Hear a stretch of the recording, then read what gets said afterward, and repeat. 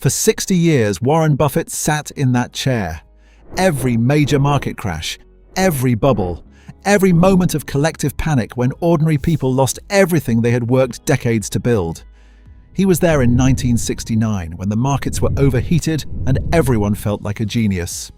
He was there in 1999 when the dot-com frenzy convinced the world that the old rules no longer applied.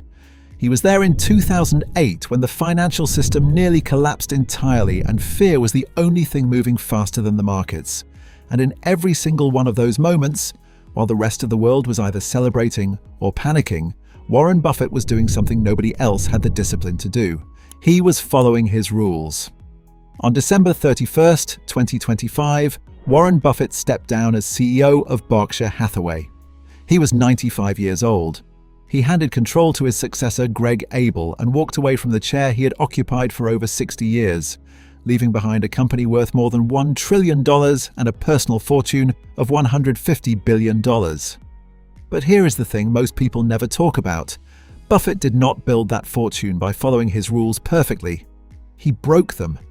Multiple times, spectacularly, and the mistakes cost him hundreds of billions of dollars. What made him the greatest investor in history was not that he never failed. It was what he did and what he learned. Every single time he did. These are the 6 rules. And the one time each of them broke him, before they made him. Rule 1. Never let emotion make a financial decision. In 1964, a man named Seabury Stanton tried to cheat Warren Buffett out of 12.5 cents per share. Buffett had agreed to sell his stake in a failing textile company called Berkshire Hathaway for $11.50 a share. When the offer letter arrived, the number had quietly changed to $11.37.5. Buffett was furious. Instead of walking away, he did the opposite. He bought more shares, took control of the entire company, and fired Stanton personally. It felt like justice. It was actually a $200 billion mistake. The truth is, I had now committed a major amount of money to a terrible business, Buffett later admitted. He spent the next 20 years trying to revive a dying textile mill, time and capital that could have gone elsewhere. He eventually turned Berkshire into a $1 trillion empire. But he did it despite that decision, not because of it. Anger had made the call, and he never forgot the price. The rule was right. He just had to lose $200 billion to truly believe it. Rule 2. Only invest in what you understand. For decades, Buffett refused to touch technology. He watched the dot-com boom from the sidelines. He watched people around him get rich on companies they could barely explain. And he said nothing, bought nothing, and waited. He was right. The bubble burst. He was vindicated. But then something else happened, and this time, the discipline cost him. Buffett missed early investments in Amazon and Alphabet, despite admiring both companies' potential. He later admitted he underestimated their business models and the scale of their future growth. Amazon went on to become one of the most valuable companies in history. Alphabet became the dominant force in digital advertising. Both were hiding in plain sight, and Buffett's circle of competence kept him on the outside looking in. He eventually broke the rule with Apple, reframing it not as a tech company, but as a consumer brand he genuinely understood. It became one of the most profitable investments Berkshire ever made. The lesson was not that the rule was wrong. The lesson was that the rule must grow as you grow, or it becomes a cage instead of a compass. Rule 3. Never pay too much. Always demand a margin of safety. In 1993, Buffett bought an American shoe company called Dexter Shoe for $433 million. He believed it had a durable competitive advantage. He was wrong. What I had assessed as a durable competitive advantage vanished within a few years, Buffett wrote to shareholders. Foreign manufacturers undercut Dexter's pricing. The business collapsed. The investment went to zero, but the real damage was how he paid for it, not in cash, but in Berkshire stock. He admitted it cost investors $3.5 billion. The shares he handed over compounded for decades in someone else's hands, while Berkshire shareholders received nothing in return. He called it the worst deal he ever made. Not because he overpaid, but because he miscalculated the moat and then compounded the error with the wrong currency. The margin of safety protects you from a bad market. It cannot protect you from a bad analysis. Only humility can do that, and humility, Buffett learned, must come before the deal, not after. Rule 4. Be patient.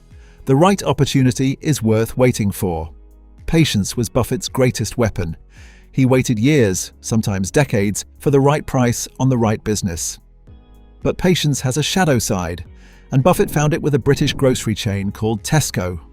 By the end of 2012, Berkshire owned 415 million shares of Tesco. Over the next year, Buffett began to sour on the firm and sold a portion of shares, but he moved too slowly on the rest. An attentive investor, I'm embarrassed to report, would have sold Tesco shares earlier.